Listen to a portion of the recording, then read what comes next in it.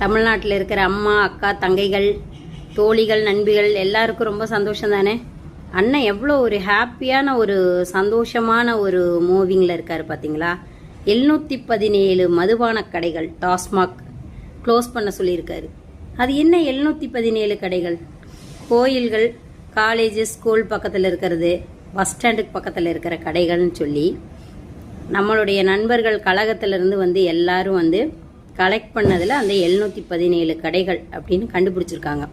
அதை வந்து எல்லாத்தையும் க்ளோஸ் பண்ண சொல்லிட்டாரு. 2 வாரம் தான் டைம். இதில் இன்னொன்று பார்த்தீங்கன்னா, நம்ம குடிகார அண்ணனுகள்லாம் இருக்காங்கல்ல, கடையில் போய் வாங்குறாங்க. வாங்கும்போது ரூபாய் 10 கொடுங்க எக்ஸஸா அப்படின்னு கேட்கும்போது அவங்க கேட்குறாங்க, எதுக்குங்க நாங்கள் 10 ரூபா எக்ஸஸாக கொடுக்கணும்? இன்றைக்கி தான் ஆட்சி மாதிரி எங்கள் விஜயண்ணா ஆட்சி வந்துருச்சுல்ல, ரூபாய் 10 நாங்கள் ஏன் கொடுக்கணும்? அவங்க ஆட்சி தான் போயிடுச்சுல்ல, கம்மி பண்ண நான் 10 ரூபாய அப்படின்னு அதிகாரமாக கேட்டுட்ருக்குறாங்க.